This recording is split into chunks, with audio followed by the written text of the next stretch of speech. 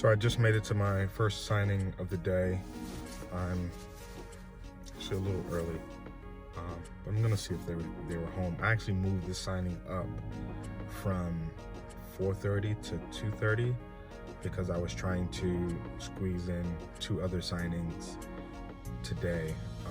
I'll talk a little bit more about that later, but I actually had to defer one of them. So the signing service ended up reassigning it to another notary because I just couldn't make the time work with the other stuff I had going on. But I do have a signing in my town this evening at 6:30. So like I said, I'll tell you a little more about that later, but I'm about to go into the signing and I'll chat with you when I'm done. All right, so I'm back in the car, back on the road, finished that signing. It took about an hour and 15 minutes or so, pretty straightforward.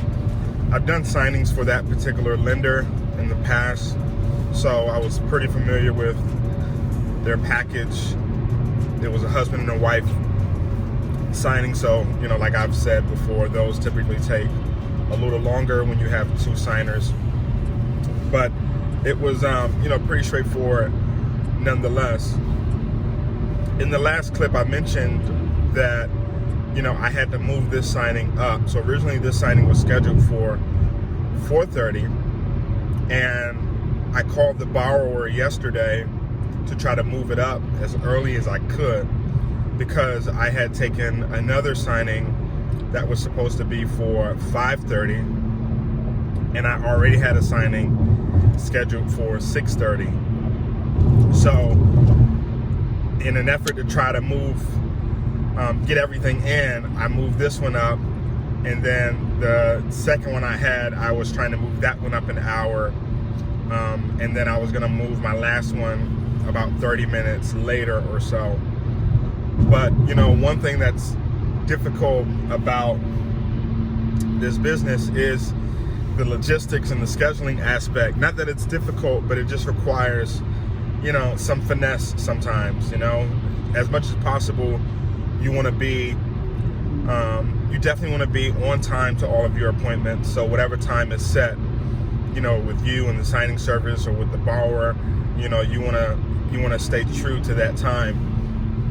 But this borrower was great for this first one, and allowed me to move it up a bit, so it worked out. However, for the second signing I was taking, I had to actually ask the signing service to reassign that one because the borrower wanted to do even earlier than what we were trying to do, and I wouldn't have been able to make it from this appointment to that one in time. So I just asked the signing service to reassign it to another notary, and that gave me a little more breathing room to actually make sure I can get to my last appointment on time. For the one I just left, I still actually have to scan back some of the documents, not the full package, but some of the documents I have to scan back. I have to print IDs as well, so I have a little breathing room to be able to get that stuff done, plus drop off the package to FedEx. And in the middle of all of this, I have to pick up my son from school and get him home. So for those reasons, I decided to mainly get that what was supposed to be my second signing actually reassigned to someone else, and then that just leaves me doing 2 signings today. The second signing I'm doing is actually in my town, thankfully not too far from my house, so I should be able to knock that one out. The docs actually just became available. That one is supposed to be for 6:30. They became available actually when I was around 2, when I was on my way to the appointment I just left. So I have to go and print those documents as well, and then head over to that signing. So that's kind of my day to day as a signing agent.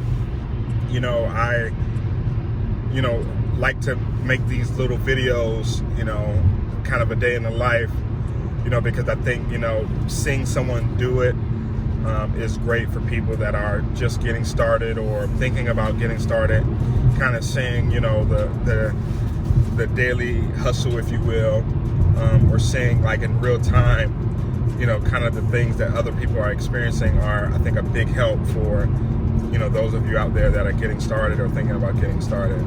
So, and then obviously, you know, I learn every day doing this business, and, you know, hoping that, you know, these videos will help you, you know, learn as well, you know, from me, you know, even though I haven't been doing it that long. It will, I'm sure, bring value to you and help you, you know, in your journey, even just the little nuggets and tips, you know, that, I share along the way. I'm hoping that will really, you know, help people out. So the moral of today's story is, you know, to just be cautious in how you schedule your day. You don't want to stretch yourself too thin.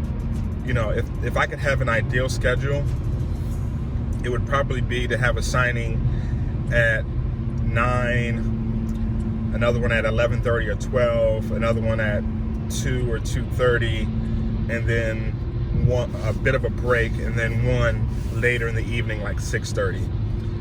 That would probably be an ideal schedule to be able to do 3 or 4 signings in a day, which, you know, at some point I'm sure I'll have the opportunity to do 3 or 4 a day.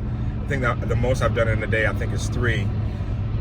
But typically I'll do, you know, 1 or 2 a day, you know, in this phase while I'm scaling up. But I'm also, you know, this is kind of secondary to my more full-time business of being a real estate agent.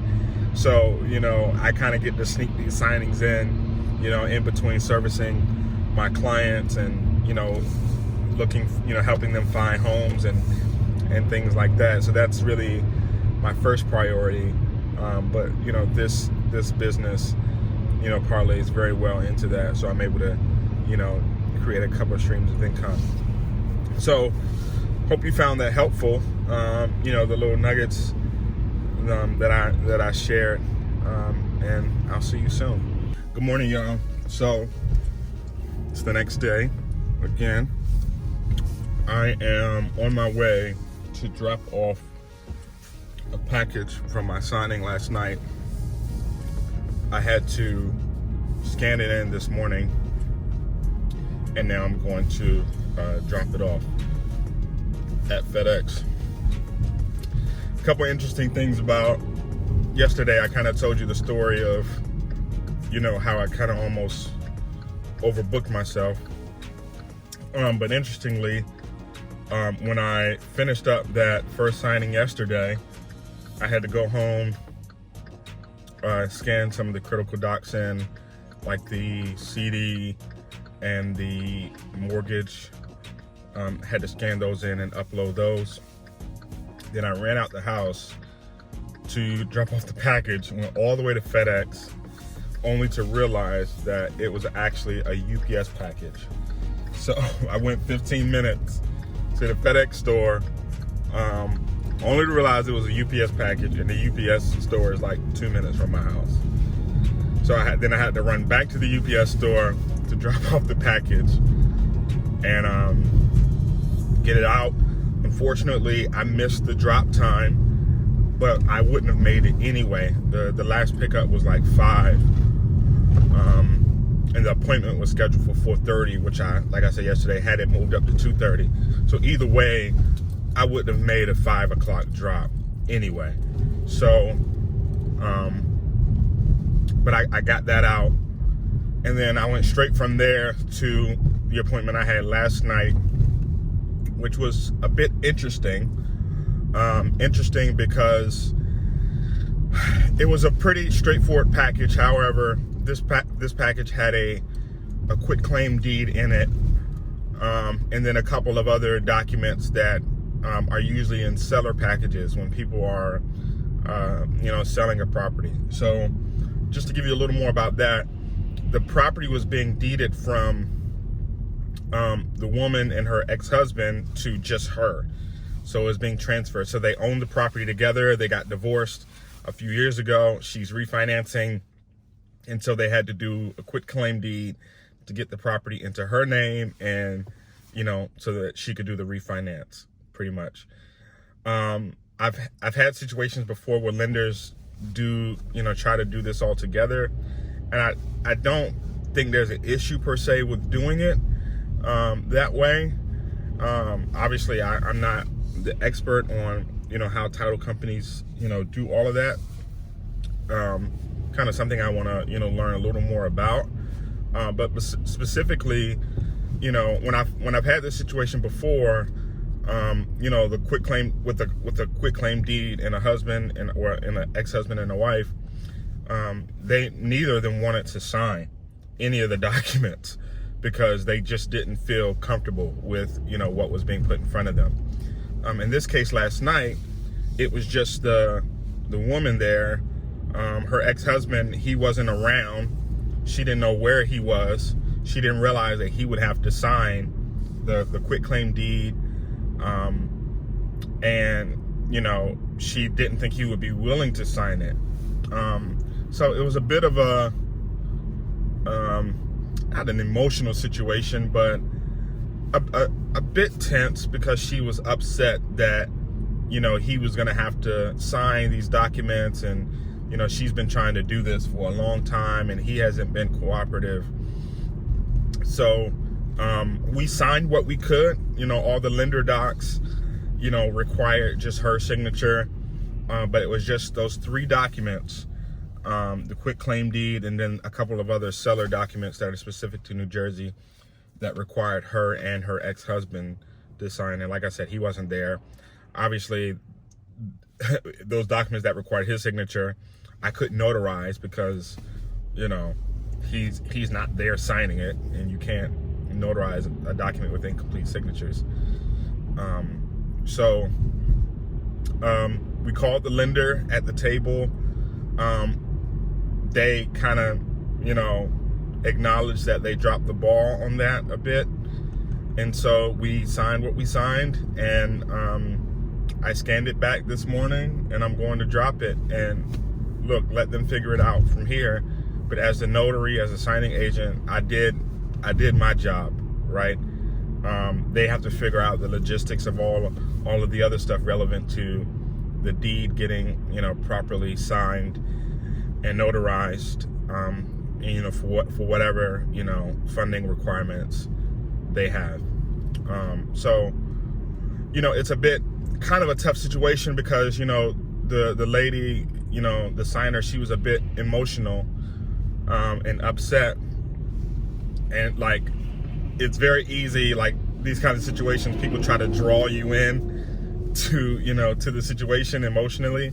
And I mean, it's one thing to be, sympathetic, but as the signing agent, you can't allow them to draw you into the situation, and to the point where, they start asking you for advice and what's going to happen with this and how is this going to work, this, that, and the third. And I said, I really, all I know is that we can't I can't notarize these documents without him being here. We can sign everything else. I can send it back. I don't know what's going to happen. That's for your lender to figure out. But it's kind of, and it's kind of subtle, right? But you just have to be careful not to cross the line of giving them advice or telling them that X, Y, and Z is going to happen, because the fact is you really don't know. So you got to keep it real basic, in that, your job is to be there to help them sign and to notarize. And, that's it. You don't work for the bank. You don't work for the title company, not directly anyway. So you can't in any way, shape, or form speak on their behalf. So that's just kind of a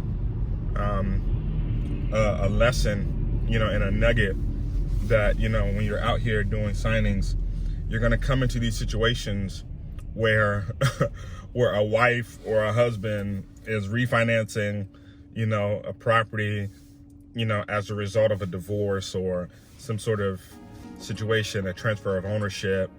You're going to potentially run into those kinds of situations. So just be mindful and be careful. Other than that, it went relatively smooth. And so, like I said, I'm going to drop this package I don't have any signings this morning. I think I'm gonna keep my schedule pretty clear this first half of the day. I did get a signing for tonight at 8 p.m. So that'd be probably the latest signing I've ever done. And it's about, I think, 30 minutes from my house. So I probably get home like, you know, close to 10 actually. But you know, I had a goal to kind of get in, you know, 7 signings this week, and I may actually hit that. This will be number 5. I have one on Friday so far. So we'll see how it goes. At any rate, hope you guys are having a great day, and I'll talk to you later.